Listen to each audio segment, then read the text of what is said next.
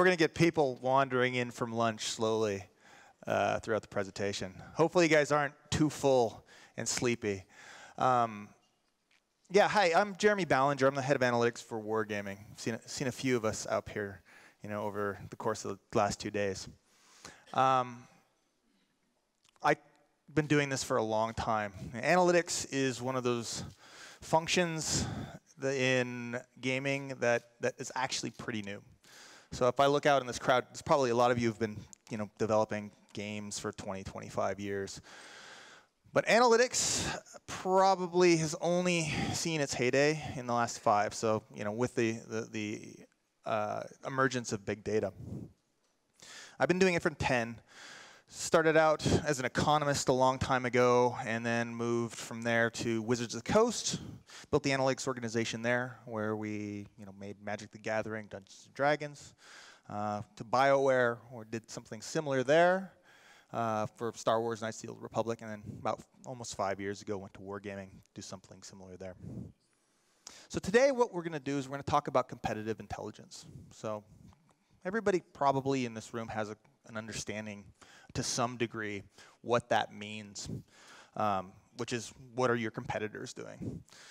We're going to go a little bit deeper about how it's really, really critical that you make that a part of your analytics stack, and what are some of the things that you need to be able to do. And I'll throw a couple Easter eggs in there as well.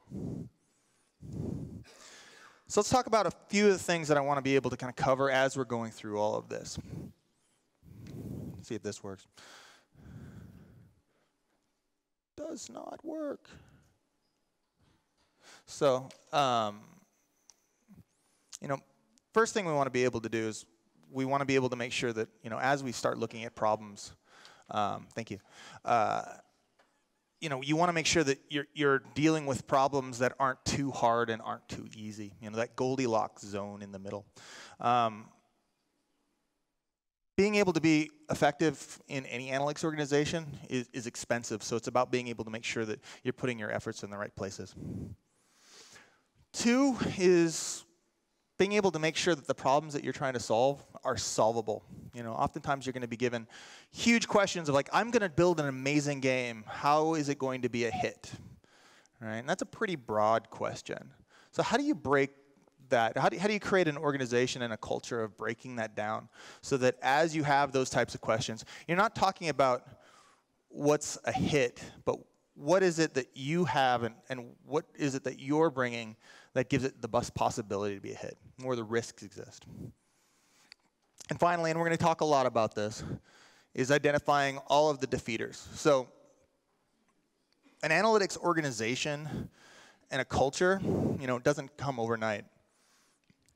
In our industry, you've got people who've been building games for a long time, and they've been making really, really great decisions for years and years and years without any data. So it's really difficult to be able to say, hey, if I add a little bit more, if I provide some context from outside of your industry or from outside of what you know, to be able to convince them that, hey, that's going to give you a better chance at making the right decision. The idea is to be able to understand where their come from is and to be able to help facilitate it so that they can be able to make better decisions. So let's start actually with that.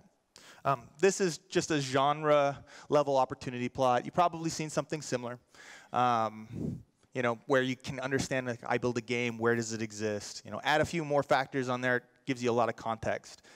Things like how big is the audience, how much opportunity exists, where the risks are. But we're going to talk about the hedgehog versus the fox.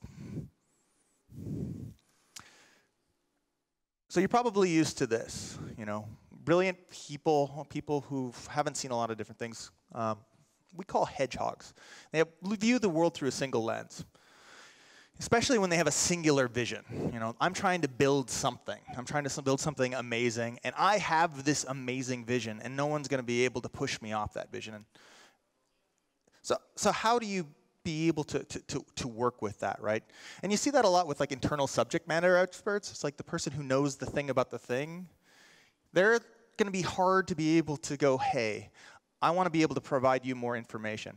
There's a thing called the backfire effect, which is if you believe something and someone gives you a little bit of information, that actually is counter what you believe, you actually start believing it more than before you got the additional information.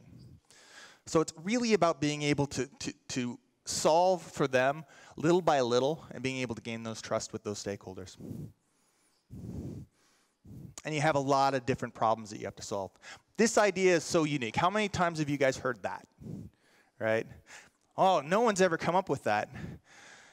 And the chances are that is probably sort of true, but likely there's been people who've done things that are aspects to what they've been doing. Likely people have failed doing something very similar.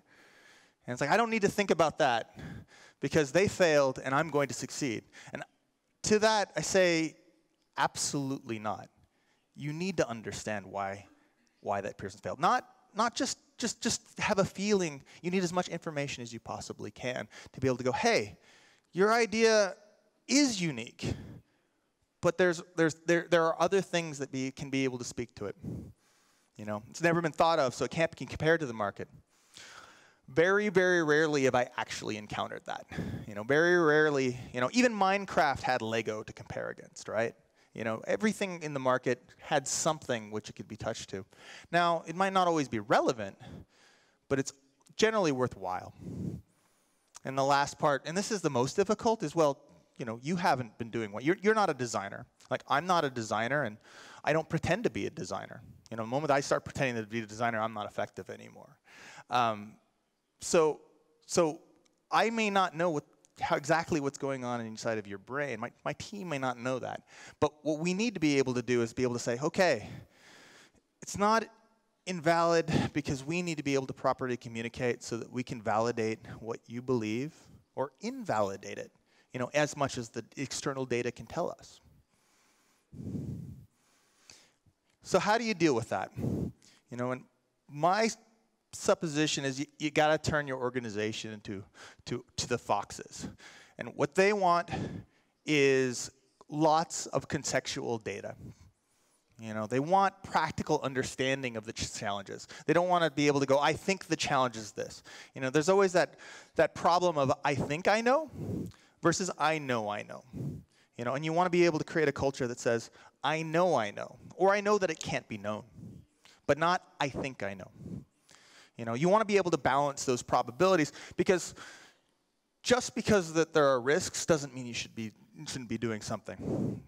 You know, you need to be able to foster that. You know, draw on that wide variety avoid those traps of confirmation bias. Does everybody know what confirmation bias is? You know, the analyst's trap is usually if I'm looking to find something, I can go find it, right? You know, another old saying is torture the data long enough and it'll tell you anything that you want to hear, right? You know, I'm super good at it. It's terrible for the business. So you have to be able to identify where your stakeholders are saying, hey, I'm looking for this. Can you give it to me? Right? You have to be out of a situation, you know, oftentimes, you know, when we're trying to be able to solve a problem, I'll ask the question, are we trying to be able to make a decision? Or are we trying to support a decision that's already made? And for me, you know, for my team, a huge amount of difference between the level of effort that you're going to spend on being able to support somebody else's decision versus being able to help somebody make a good decision. The idea is to be able to move them to foxes so that, you know, it's not after the fact that they go, okay, hey, what's the data that supports my conclusion? It's before you start having, you know, getting to the point where you've built your business, built your game, built your feature, being able to go, hey, what are the things that I need to be able to draw on to be able to get that? But there's also problems with that, and you have to solve for that. It's the death of creativity. How many of you guys heard that about analytics? You know, there's some examples out there where you go, well, they just overanalyzed everything. And to that I say, no, it actually should be the opposite. Good analytics, good context should allow you to be more creative because you're not duplicating mistakes that have already been made. You know, and you're doubling down on opportunities that exist out there. Here's another one. working with outside vendors, because you can trust your data, the internal stuff that you generate. But now I'm actually looking at the market. But it's not accurate. Well, I looked at the active usage rate of super data, and the numbers aren't the same as mine, therefore I can't trust it. To which I say, you're using it wrong, right? When you're using outside vendors or you're using industry data in order to be able to look at your competition, you don't necessarily care specifically what the number is. What you care is what they did is they looked at all of the competitors out there and they used the same methodology to be able to figure out how much their key performance indicator is worth. In which case, what you should be getting right is the proportionality between things as well as the trending. If your product is going up at the same time everybody in your category is going down, that's important information to know. Right? It might be more important to know specifically exactly where you are. Or reverse that, where you're going down, where everybody's going up. That's the kind of keys that you want to be able to indicate. And the last one is aversion of risk. So if we listen to you, we'd never take any risks, right? Because that's what you guys always tell us, is that all of these things are really hard to do. And you know why? Because most game development is really hard to do.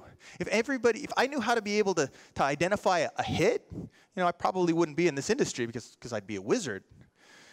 But oftentimes, we're actually pretty effective at being able to identify a dog, something that's not going to work. In between, there's a lot of space. And again, the idea is to be able to say, hey, without great risk, there's no great opportunity. But it's foolish not to acknowledge that the risk exists. So that's competitive intelligence, being able to understand what that risk is. There's a whole world out there. Again, probably most of the people in this room have your own data. So you know your active usage rates, you know your revenue, you might have a whole bunch of different types of validation metrics within the game to be able to understand, how your game works. Great. Is that good or bad? And if you say, hey, I'm profitable and that's good enough, awesome, God bless you. But I'm going to say that what you're trying to do is you're not competing against yourself, you're competing against the market. Which means what you need to understand in context of what you're doing is you need to understand the industry's trends. And not only what's happening now, but to have a good idea about what's going to be happening in the future. It's difficult to be able to understand what the next hit is, but take the example of PUBG. Well, clearly, the industry is trending towards battle royale games, right? So the question now is if I start building a battle royale game right now, do I believe that I will be in a dense market later, or whether I'm going to be in a market without a lot of competitors? Well, chances are, if you started building a battle royale game right now, you're going to be in a dense market. And maybe that's okay. But it's important to understand that. Versus, I'm going to build something that very is underdeveloped in the market. You need to understand your customers. Now, that's going to be combining those trends with other data, consumer profiles, not everybody can just only go for the 18 to 25-year-old male market, right? Most dense market in the world. You need to be able to understand, what is your customers doing? Why are they different than other customers? And how does that actually pair and impact against your competitors, right? Your addressable market isn't, if you're creating a product towards the 18 to 25-year-old male market, your addressable market isn't going to be 100% of that market. Of course not. It's going to be some proportion of that. And understanding your players better and being able to understand how large those markets are allows you to narrow it down to be able to right-size your business decisions against it. And finally, best practices. Steal everything. Now, sometimes that's hard, right? You want to be unique. You want to be the person that is the one creating the great next idea. To which I challenge you, awesome, do that. but steal all the other good ideas too. But here's the problem. If you don't know what the other good ideas are, or if all you get is the occasional article in Gama Sutra or Kotaku about them, then it's a lot harder to be able to steal those ideas, and your competitors are going to beat you to it. So we talked a little bit about the, kind of what it is. But what does it do? This is a leader-laggard matrix. Probably seen something similar to it. Where are we as a company compared to others, and lots of different scales. Lots of different things allow you to be able to understand in a race where you're all competing for the same players. Where are you, right? How successful are you going to be? So, but what does it do? The entire purpose of competitive intelligence is to insulate your company, from threats and identify opportunities. Pretty simple, a very simple way to think about it, but that's really all that it is. The idea is that, the more you understand, the more information that you gain, the better off you're going to be. Quick show of hands. If you had a terrible disease and you were going to die in 3 days, but you didn't know it, and you had the opportunity to know it, how many of you would want to know that right now? Such a show of hands. So the people who didn't raise their hands, you're not game theory optimal, right?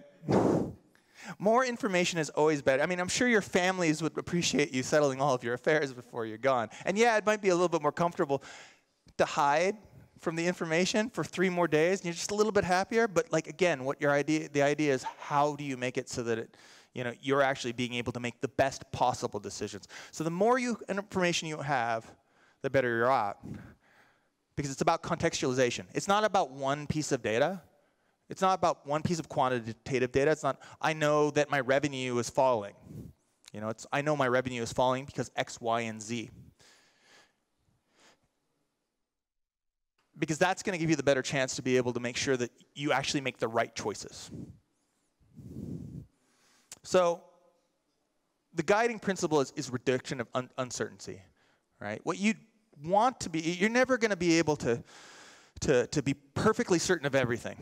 We've been doing forecasting for a million years. I've done forecasting for the last 10 years. And I can confidently say I have never been 100% right with any forecast I've ever created.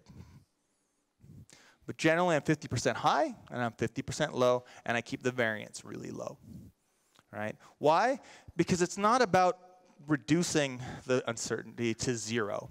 It's not about creating perfect precision, because especially when you're dealing with people, these are social sciences, which means uncertainty is actually baked into the entire process. But what you can do is you can reduce that uncertainty to the bare minimum. A lot of you guys are game designers. Good game players try to reduce their uncertainty inside the games. Bad game players try to increase their uncertainty inside the games. Why? Because if you reduce the uncertainty, you can affect the outcome much better than the player who's just waiting for a roll of the dice. Now, bad players, absolutely, they want a volatile market. They want things that they can't control. They want all kinds of really, really unpredictable kind of outcomes to happen all the time. Why? Because they don't have the skills to be able to counteract that. But the good players want to be able to go, no, I want to be able to play this game like it's a game of chess. Now, we're never going to be in chess because, well, this is more like poker than it's chess, because we're dealing with people, and people aren't always predictable. But what we can do is figure out where we have competitive advantage. All right, so again, it's breaking things down to smaller problems that you can solve. So you build out a new feature, you build out a new product, you build out something that is super interesting. Where's your competitive advantage, right? And where does that exist? Am I attaching myself to a brand new market? How big is that market? Am I doing a novel way of monetization? Has somebody else done it before? Retention, awesome. Am I peeling bodies off of some other game, in which case am I just going to lose them, the moment they're tired of our game? Or am I working within an ecosystem? Where's your competitive advantage? What are you doing in order to be able to double down on it? Those are the change drivers, right? Those are the things that actually give you the opportunities, instead of saying, hey, this is a really great game and they will come. I'm not saying that doesn't happen, but being able to really focus on these are the things I'm really, really good at, and these are the things that I'm going to make merely good enough allows you to be able to have that competitive advantage. So now I'm going to talk to you a little bit about how wargaming does it. So most companies, again, have this capability within their company in one way, shape, or form. There's a guy, and usually he's in marketing or a small team that's in marketing, and they never talk to anybody else, and they write really interesting reports that get sent out. Or it's kind of like, well, the founders all get together and they read a lot and they know people and they go to DICE, and so they're really in tune with it. We did it a little bit different. We built a central organization to be able to administer it across the company, and then to be able to matrix out in order to work with the rest of the company. And they do a lot of different things, whether it's this is, just basically a cross-portfolio matrix analysis, to strategy guides, to being able to build things for publishing. Again, lots of really interesting tools, and I'll be happy to have a conversation with you afterwards. It's way too much than we can do in one presentation. To being able to do more periodical information. Trend identification, one of the things that's really, really critical is being able to make sure that you're providing the information in the way that people can consume it. Not everybody, likes to see a table full of numbers. Not everybody likes to see a graph. It's about being able to provide that in the way that they need it. And then, even design recommendations. Again, doubling down on the idea that, no, we're not designers, but we can help identify where maybe there's a trend that exists. And I love graph theory, so we see a lot of that internally about what people are doing. So who are we? This actually is a little bit of an old photo. There's 4 members of the team now. And you're probably asking yourself, how does 4 members of the team actually curate something with probably such global demand? They work regionally, for the CIS market, North American market, and then the Asian market. And they work with the stakeholders to be able to make sure that they're getting the things that they need. And it's a big company, right? Based out of Austin, Texas, in the United States. They work with all the different wargaming offices across the globe. So again, the question is, how do you make it so that 4 people can be able to branch out to all that? And I'll say it's not perfect, it's not 100%, but it is a vertical, from the top management all the way to the bottom. I'm going to show a little bit how that works. One is just building out an organization where you matrix it out. We have actually some members of this in the audience right now. Being able to source from the internal knowledge that you have. I bet there's probably 36 companies, either present or past represented just this group. That's a lot of native knowledge. That's a lot of competitive intelligence that just even in this room is represented. Being able to make sure that you are able to centralize and come to one source for all of the people who've been all over the places is really, really critical. We've been really well utilizing Facebook at work in order to be able to do knowledge sharing. So being able to actually make sure that people on the ground, whether you're a CS guy, a customer service guy, or you're, an analyst somewhere or a developer, it gives you the opportunity to contribute.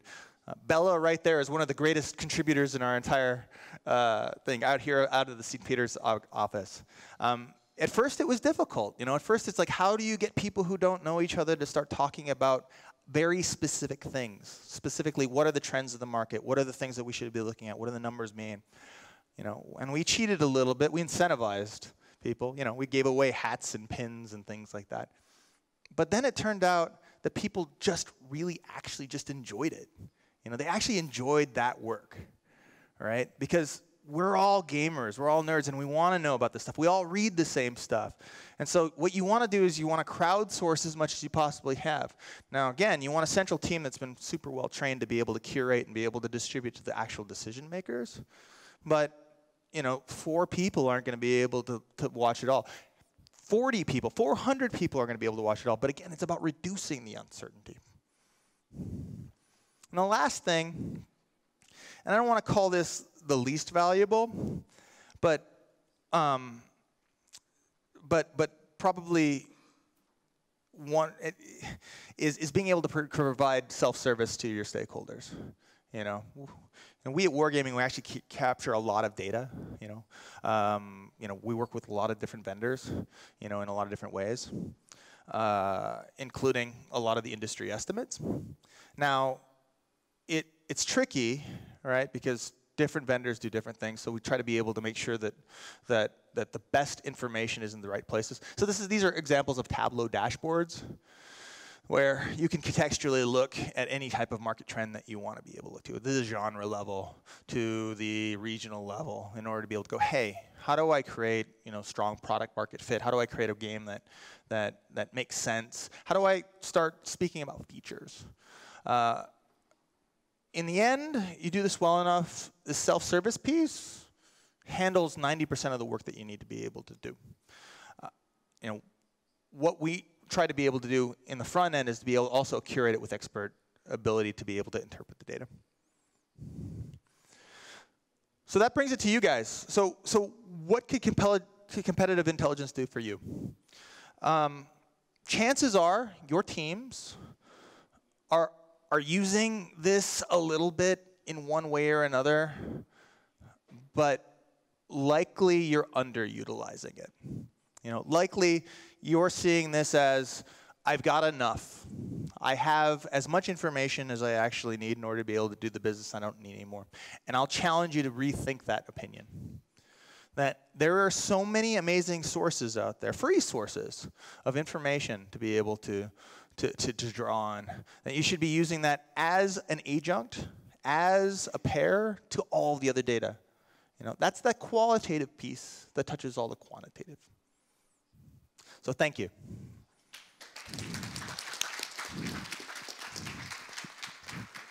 Questions? You guys, I would like to help you.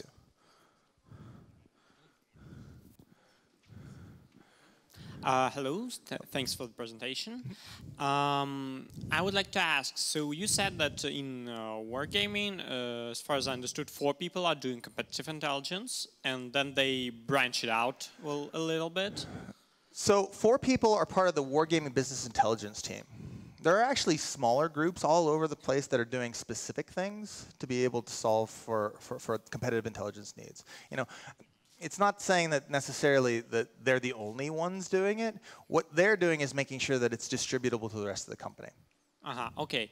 So what I want to ask is, let's say there's a small company, obviously not Wargaming, and they want to do competitive intelligence as well. And they don't have the resources to hire like few people. They maybe can hire one person, or even have like some analyst to do the competitive intelligence stuff. So is it going to be viable, or at least one person doing solely competitive intelligence is required? Absolutely. Again, it can be a part-time job. You have a company with 20 people. Of course, it doesn't make sense to go and like hire somebody specifically. The most important thing that I want to be able to make sure that this presentation said was that having that information, however you get it, is really critical, right? So having somebody just work part-time and being able to like do a weekly report, right, is so much better than not having somebody do that, right? And basically getting everybody so that they're all aligned on what means what, right? Having one person that, like, for example, the decision makers can go to be able to say, hey, can you look at this for me? Can you find out as much information from me as this? Also stops redundancy, because again, you have a 20-person crew. you're going to have 3 people who are going to try to solve the same problem. You know, they're like, oh, we'll all go do the research. And they're all going to come to 3 different conclusions. And that's where it becomes dangerous. So that's why centralizing or not necessarily centralizing, but at least having one source that is responsible for collating that information is really, really critical, at least at first. Does that make sense? Yes, thanks. Anybody else? Did I solve all your problems? No, okay. So I saw the self-service dashboards. How do you help users of the self-service? How do you help them come to conclusions and interpret the data? Because there's one thing is, there's so many data streams, and you can curate it, but obviously executives want to be able to have actionable pieces of information. Great question. So the first thing that I would say is helping your stakeholders really define what their business problems are. That's usually where you start. A lot of times what you're going to do, and this is actually the danger of a self-service dashboard, is you go and try to look for something that you think is there and then you find it, which you'll have an exec come out of nowhere saying, hey, I found this trend. Right, without the context, without the other bits of information, right? And again, that's why it's good to have somebody there to be able to go, hey, let me take a look before you present it, to be able to make sure that the information you don't know, because there's somebody who's looking at this all the time versus you who's self-serving and looking at only some of the time, to be able to help curate that. Other parts is always constant education, about what these things mean, and doing that in multiple different forms. We do it, directly with our leadership to be able to go, hey, we have a peer review process internally, so that as things get out, that actually we make sure that if, like, for example, a specific studio does an analysis, it's peer reviewed by a different studio before it actually goes out. Super controversial, right? Because it's like, whoa, this is my information. No, we are a lot more egalitarian, a lot more democratic with that information. And anything that goes, especially up to the leadership, where they're making really, really important decisions, gets peer reviewed the hell out of, right? To be able to make sure that it's telling the right story and it's telling a true story. Now, that's not to say that there can't be a narrative that supports an agenda, and that information might, some information mightn't be added. But the key is to be able to create that oversight as much as you possibly can. Not to slow or inhibit the process, but to be able to basically, enhance the process and create more trust for what you're doing throughout the market or throughout the company. Does that make sense? Yeah, when you collect lots, I agree with exactly what you said. When you collect lots and lots of data from lots and lots of different streams, you're liable to find conclusions going in both directions in there, and that's that's definitely an issue. It's easier than you might think, like, especially if you're well trained to do it, right? But that's also the reason why in Wargaming we're an independent unit. We aren't part of publishing. We're not part of development. We're part of what's called enterprise services, which is a service organization to the rest of the company. So we don't have a horse in the race. We don't actually, our bonuses aren't tied to everybody else's targets. So that allows us the freedom to be able to have that objective endpoint. Anybody else? Okay. Then I'll ask a question. So on the recent hype with artificial intelligence and neural networks and machine learning that have been around like for decades, but right now with GPUs becoming more and more accessible and coming with more and more power. So I was thinking about, is competitive intelligence in wargaming really deals only with visual data and, drawing conclusion by, your experience, or does it have, the component of building machine, like feeding information into, artificial networks and seeing where it leads? So I think that gaming isn't there yet, but I'll give you an analogy of what's occurring right now in financial markets, right? The best predictors in the financial markets take everything. Weather reports, health information, census data, what's going on in television in order to be able to populate. You were talking about, basically machine learning algorithms to be able to crunch big data in order to be able to come to conclusions and do predictive analysis, which the human brain just looking at data isn't able to do. And so that's the heart of data science. We didn't talk about how data science can affect all of this real well here, but we're getting there. I mean, right now, even just being able to understand, adding those industry trends and looking at your own trends, and then looking at regional trends, and then throwing in your player profile data can get you to really interesting segments, right? Because your players are going to come from lots of different places. Your players are going to stay for lots of different reasons. And if you can measure all of those things, every bit of additional data, even if the quality isn't perfect, because again, we get into that trap where it's like, well, the weather report isn't necessarily 100% accurate because, he's outside of town and not inside of town. It gets you closer, right? Because in a machine learning algorithm, what they do is they take the data that helps you predict the next outcome, and it throws away the data that basically doesn't help you predict the outcome. And the more data you have, the more things that add into that, the better your predictions are, right? So that's going to be the future.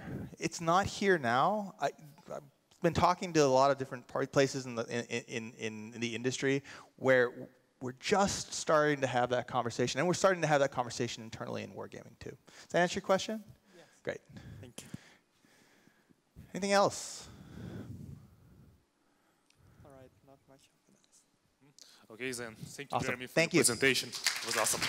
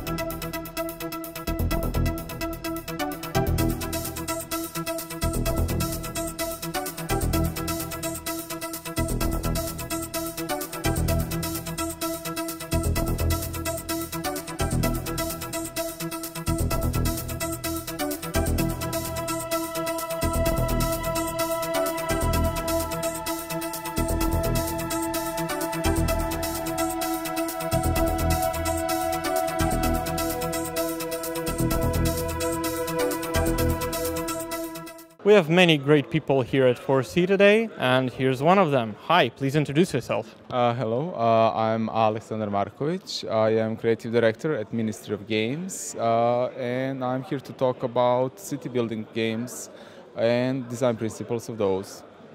Nice. Do you remember your very first video game that you've played?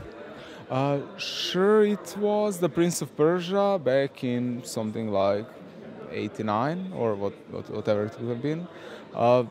Yes. It's a great game back in the day and still. What's your favorite game of all time today? I guess I like mobile games, so at the moment I think my favorite game would be probably something like Brawl Stars or Clash Royale, so Supercell PvP titles, or on the other hand some city building titles like Township. What do you think about the state of modern video game industry overall? Well, I guess there is a lot happening at the moment, which is awesome. The core games are doing awesome stuff. The casual games are doing awesome stuff. So I think it is awesome that inclusion is happening on all sides, right? Anything that maybe irritates or saddens you, something that you don't like in the state of game dev today? Well, the only thing that might sadden us is the sometimes there is a bit of lack of inclusion happening, and sometimes there is a certain amount of kind of toxic behavior that occurs in the gaming circles. But other than that, I think it is just moving in the awesome direction. Well, it is moving in an awesome direction, and we're here to try and foresee it. Speaking of which, what do you see happening in the industry in like a 10 years' time? What will be the new thing, the new trend, you think? Well, hopefully the mobile games stay relevant, right? But other than that, obviously AR and geolocation games are super interesting, and stuff that's happening with that is super exciting, and also hopefully as things move forward, we get more inclusive or like more engaged worlds that we kind of play together with each other. And I think this is something that we're hopefully moving towards too. Well, you're part of the industry, you can help move it forward. Speaking of which, how did you end up in the industry? How did you come here? Well, I guess as anyone else, I just kind of liked the whole idea of the escapism of the games that was offered to us as we were young, and I just kind of stick with them throughout my youth, and it was a logical choice growing older, right? What's more important for you in games that you like graphics, storytelling, the gameplay, or maybe a combination? I guess in the end, for me, it comes back to the community and kind of the shared experience of playing the games. So it is in the end about kind of multiplayer of it. What about the single-player games then? Which are also awesome. There is nothing about games that is not awesome, right? So single-player games also cool. Whatever story-driven RPGs, story-driven text adventure games. There is nothing to dislike in those either, but for me, just kind of the multiplayer experience is something that drives the medium forward into kind of this new, less explored areas of just kind of playing with your, children or with your parents or with your grandparents. Why not? And I guess this is something that just excites me. So the future is in multiplayer and socializing in games. Is that right for you? Well, I hope it is I guess what I'm saying. Well, we can move it over there. St. Pete, we're here today. What do you think about the city? A beautiful city, repeat. Awesome times to be had all around, and I'm glad to be here. Thankful for the opportunity. Glad to have you here. Also surprised you know the cult song about St. Pete. What about the conference? I know it's the first day, but what are your impressions so far? Maybe expectations? Well, I've met some awesome people all around. I'm looking forward to hearing their talks, to hearing their thoughts on the future of gaming and the future of the industry, and I have high hopes. Any specific speech you're maybe looking forward to? Somebody you want to listen to? So there is, for example, the Greg Street, the design director of League of Legends, will be talking about using user feedback to improve your game design. So this is something that, for example, I'm very interested in. And also anything from game design track is something that appeals to me very much. Well, hope you find it useful. And finally, if you were standing here in my place interviewing yourself, what question would you ask yourself? Whoa, not sure at all. I guess you have all the answers then. Yeah, possibly. Well, I hope you find more answers here on 4C, and thank you very much, and have a nice time. Thank you.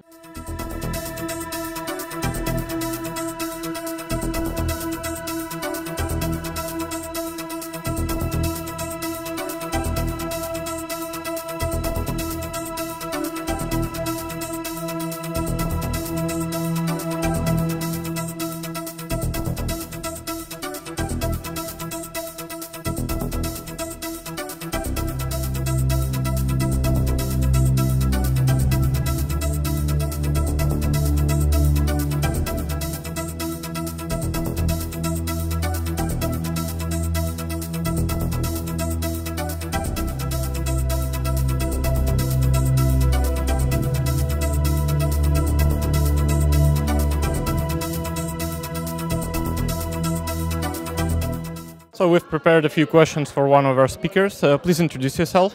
Hello, I'm Ville Rauma from Fingersoft, Finland. So, yeah, nice to meet you. Nice to meet you too. Please tell me, what's the first game you have ever played, the video game?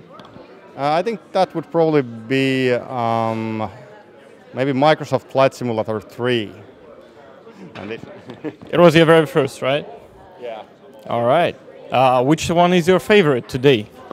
Right now, basically, Divinity Original Sin 2 is like really awesome. It's amazing. I gotta agree with you there. And what led you to the gaming industry? How did you start? Well, basically, I was studying in University of Oulu, and we had a training period where you go to a company, and there happened to be a game company in the list where you can pick where you want to go, and I was like, yeah, I want to go there. So that's how I got started. So they just took you in? Yeah, because it's like the companies kind of volunteer that we'll take trainees from the university, so you can kind of pick where you want to go. So yeah.